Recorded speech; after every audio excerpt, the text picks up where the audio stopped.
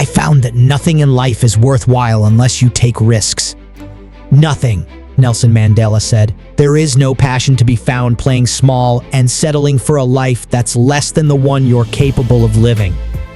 Now, I'm sure in your experiences in school and applying to college and picking your major and deciding what you want to do with life, I'm sure people have told you to make sure you have something to fall back on. Make sure you got something to fall back on, honey.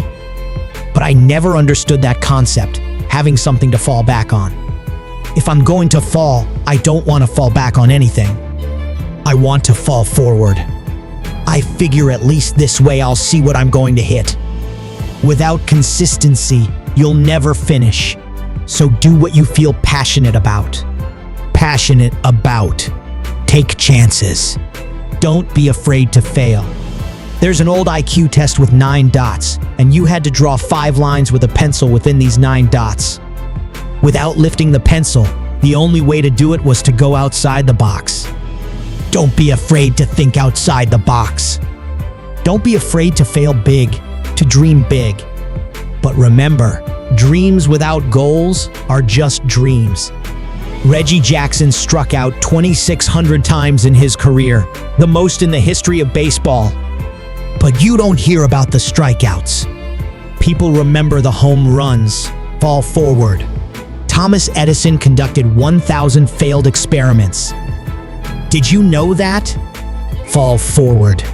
Every failed experiment is one step closer to success. You've got to take risks. And I'm sure you've probably heard that before, but I want to talk to you about why that's so important. You will fail at some point in your life. Accept it. You will lose. You will embarrass yourself. You will suck at something. There's no doubt about it. And I know that's probably not a traditional message for a graduation ceremony, but hey, I'm telling you, embrace it because it's inevitable. You in the acting business, you fail all the time. Early on in my career, I auditioned for a part in a Broadway musical. Perfect role for me, I thought, except for the fact that I can't sing, I didn't get the job. But here's the thing, I didn't quit. I didn't fall back. I walked out of there to prepare for the next audition, and the next audition, and the next audition. I prayed, and I prayed, but I continued to fail and fail and fail. But it didn't matter, because you know what?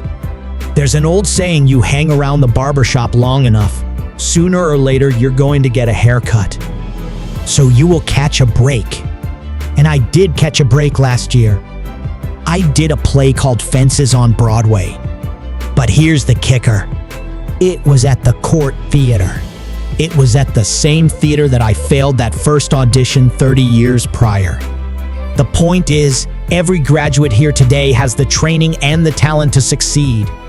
But do you have the guts to fail it? If you don't fail, you're not even trying. I'll say it again.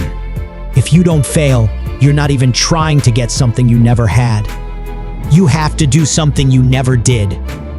Imagine you're on your deathbed, and standing around your deathbed are the ghosts representing your unfulfilled potential. The ghost of the ideas you never acted on, the ghost of the talents you didn't use. And they're standing around your bed angry, disappointed, and upset. You, they say. We came to you because you could have brought us to life, they say. And now we have to go to the grave together. So, I ask you today, how many ghosts are going to be around your bed when your time comes? I just got back from South Africa. It's a beautiful country. But there are places there with terrible poverty that need help. And Africa is just the tip of the iceberg. The Middle East needs your help. Japan needs your help. Alabama needs your help. Tennessee needs your help. Louisiana needs your help. Philadelphia needs your help. The world needs a lot, and we need it from you. We really do. We need it from you, young people. I mean, I'm not speaking for the rest of us up here, but I know I'm getting a little grayer. We need it from you, the young people, because remember this. You got to get out there. You got to give it everything you got, whether it's your time, your talent, your prayers, or your treasures. What are you going to do with what you have? I'm not talking about how much you have. Some of you are business mages. Some of you are theologians, nurses, sociologists. Some of you have money. Some of you have patience. Some of you have kindness. Some of you have love. Some of you have the gift of long suffering. Whatever it is, whatever your gift is, what are you going to do with what you have? All right. Now here's my last point about failure. Sometimes it's the best way to figure out where you're going. I began at Fordham University as a pre-med student. I took a course called the Cardiac Morphogenesis. I couldn't read it. I couldn't say it. I sure couldn't pass it. So then, I decided to go into pre-law, then journalism. And with no academic focus, my grades took off in their own direction. I was a 1.8 GPA, and the U1 University very politely suggested that it might be better to take some time off. I was 20 years old. I was at my lowest point. And then one day, and I remember the exact day, March 27, I was helping my mother in her beauty shop. My mother owned a beauty shop up in Mount Vernon. And there was this older woman who was considered one of the elders in the town. And I didn't know her personally, but I was looking in the mirror. And every time I looked at the mirror, I could see her behind me, and she was staring at me. She just kept looking at me.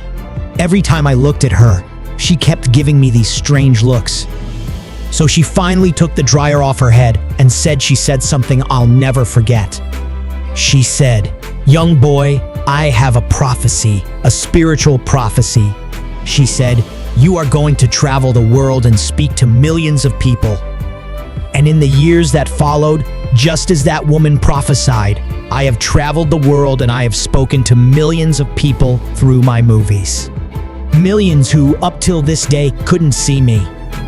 Up till this day, I couldn't see while I was talking to them. And they couldn't see me. They could only see the movie. They couldn't see the real me. But I see youth today, and I'm encouraged by what I see, and I'm strengthened by what I see. Because taking risk is not just about going for a job. It's also about knowing what you know and what you don't know. It's about being open to people and to ideas.